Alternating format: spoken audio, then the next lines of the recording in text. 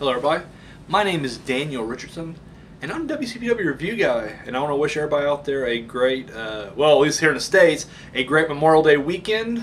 I know I have a 3-day weekend and it fucking rocks. So yeah, I hope you guys are all having a safe one out there. And this is the unofficial WCPW Top 10, where I rank the top 5 women's wrestlers, top 10 tag teams, and top 10 singles wrestlers. Before we get started, I gotta say that there's gonna be some big changes coming up this month, unless if people start showing up and wrestling. A lot of 90 days are running out. Now, the 90 days in the singles division, it's not so bad because the ones that 90 days are running out are like the one-time appearance guys that, you know, Silas Young, Delirious, Jimmy Havoc, you know, these guys who basically show up once and just haven't returned at all. They haven't really made a big impact on the rankings anyway. So, once again, yeah, those guys being taken out won't really affect the top 10. However, the tag division, because all those tag teams, for the most part, are just comprised of like one-off teams and everything else. Even the ones that teamed up a couple times, they seem like they, you know, that 1 month they were doing really good and then they just disappeared. Yeah, their 9 days are up too, but once again, we don't have a whole lot of tag teams, so we may be going down to, you know, top 5 and possibly top 3 by the end of the month, depending on, you know, who shows up. And once again, you know, we got a big tag team gauntlet match coming up. Moss and Slater's supposed to be returning soon, so I mean, it ain't gonna be all gone, but yeah, I just thought I would throw that out there to let you guys know. And the women's division, same thing. I want to say a vast majority of the women's division is actually going to be gone due to the 90 days. So yeah, we'll have to just wait and see what happens there. So yeah, let's just get into it, shall we? Let's start with the tag division first. We'll just kind of breeze through this since not a whole lot's changed. Now, I will say, I know I haven't seen you guys on this top 10 at least for a couple weeks or so. But I'm not gonna lie, like I'm not gonna count the downtime as a week. Like, so if I say like last week this person was so and so, obviously I mean 2 weeks ago or 3 or whatever, because I feel like if everybody's going downtime at the same time, then I'm not going to continue that. I mean, it's bad enough, especially in the tag and women's division, that people are just kind of coasting and they don't wrestle hardly at all. But it's like there's not enough action going on in these respective divisions to really move things around. So people are rocking out with, you know, in some cases more than 2, 3, 4 months at a time in the same spot. And it's like they hadn't even wrestled, but just the fact there's been inactivity. They only wrestle once in a great while to keep their spot alive, you know. So yeah, so whenever I say like, you know, 2 weeks in a row, clearly it's been longer than that, but we're simplifying things here. So let's get into it. Tag division at number 10 for a second week in a row, Drake and James R. Kennedy. I want to see this tag team come back. Even though Kennedy pretty much says he's done. He's done, but he wasn't really a full wrestler anyways, and we need him in the spot. So, anyways, Drake, James R. Kennedy, number 10. At number 9, the Young Bucks, also second week in a row. At number 8, second week in a row, Kelly Six, Ashley Dunn. Number 7, second week in a row, El Ligero and Gabriel Kidd. At number 6, second week in a row, Matt Riddle and Liam Slater. I actually really enjoyed that tag team, to be honest with you. I really like to see them come back. Or Riddle just return in general. At number 5, second week in a row, Drago and El Hijo de dos Caras. Number 4, second week in a row, The Prestige, the BT Gunn Joe Hendry combo. At number 3, number 3 for 6 weeks in a row, which is insane. It is the Travis Banks Joe Coffey combination of The Prestige. At number 2 for a second week in a row, and they just had a win over Luke King Sharp and Kid Fight this past week on, yesterday on Hendry Mania. Prospect, number 2. And number 1 for 10 weeks running. They are the current WCPW Tag Team Champions, the Swords of Essex. So, congratulations, Swords of Essex, number 1 tag team, officially and unofficially in WCPW. Moving on to the women's division, top 5 women's wrestlers. Now, I gotta say, we did have a casualty of the 90 days, and she's been a favorite on this list for a long time. However, she hasn't been wrestling at all, and that is Nixon Newell. Her 90 days ran out yesterday. So, Nixon Newell has been taken out of the division.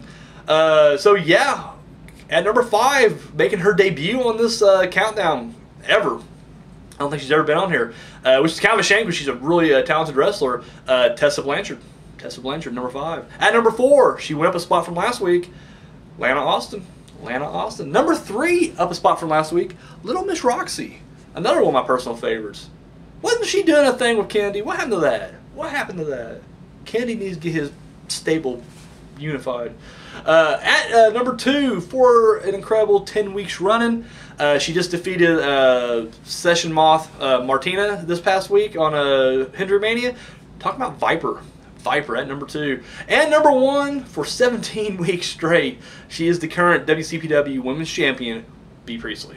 B. Priestley. So officially, unofficially, she's the number 1 women's wrestler in WCPW. Number 10, or sorry, we're going to move on to the top 10 singles wrestlers.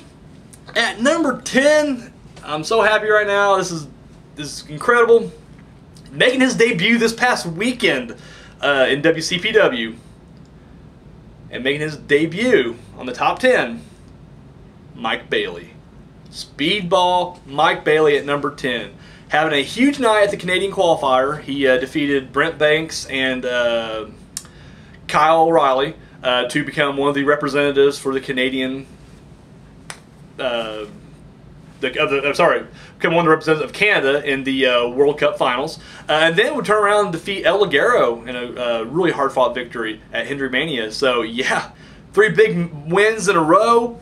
Threw him on the list, baby. So Mike Bailey, number 10. At number 9, for a 3rd week in a row, El Ligero, who didn't have that great of a weekend. However, I mean, he's kind of cemented where he's at right now. At least, but yeah, he lost to Hendry in the main event at the Canadian qualifier, and then turned around and lost to Speedball Mike Bailey the next night. So yeah, not Ligero's finest hour right now, but you know, he's still there at number 9. At number 8, dropping a spot, Christopher Daniels. At number 7, he's up a spot. He just won the hardcore match against Bad Bones this past week. Talking about Primate. At number 6, for a 3rd week in a row, Will Ospreay.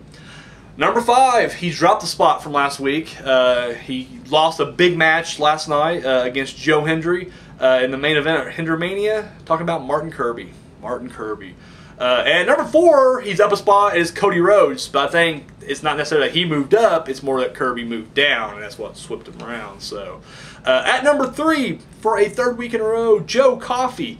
Of course, he lost to number 2, Rampage. Number 2 for a 3rd week in a row, Rampage. Joe Coffey and Rampage had a match last night, which, even though Coffey tried every trick in the book to get over on him, Rampage won. So, yeah, Rampage. And they both keep their spots. I mean, they're both neck and neck right now, but had Coffey probably won, he probably would have jumped ahead. But as it turns out, Rampage wins, and he's number 2. And that leaves us at number 1 for 2 months running right now. He is the current WCPW World Champion, Joe Hendry.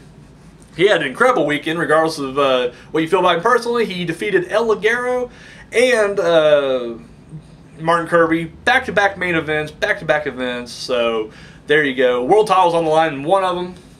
He didn't feel that Ligero deserved the world title shot at the Canadian qualifier. But yeah, Joe Hendry, number 1 wrestler right now. So there you have it. I want to congratulate the Swords of Essex, B. Priestley, and Joe Hendry. All champions. All top of the game in their respective divisions. So there you have it, guys. Thank you so much for watching. Let me know what you think about the rankings. Do you agree? Do you disagree? Who do you think's the best in each division? Drop those comments down below, guys. I think it's Friday. Is it this? I think they shooting it on Friday and they air it on Saturday. Either way, this weekend, Fight Back, and I'll be here. You know I will. So guess what? Boom. WCPW, it's still standing. It's still, no matter what happens, no matter who's, whether it's, talent raids or YouTube trying to cut money from each individual, wrestling YouTube channel, guess what? We're still standing. Still standing. That's all there is to it. So there you have it. Guys, thank you so much for watching. Don't forget to share and subscribe if you haven't already. Show this video thumb and love. And yeah, my Facebook, Instagram, Twitter, all that good stuff down there. I think my Grinder account's down there too. You can check it out if you want. And of course, that's all I got, guys. Thank you. Thank you so much for watching. Till next time.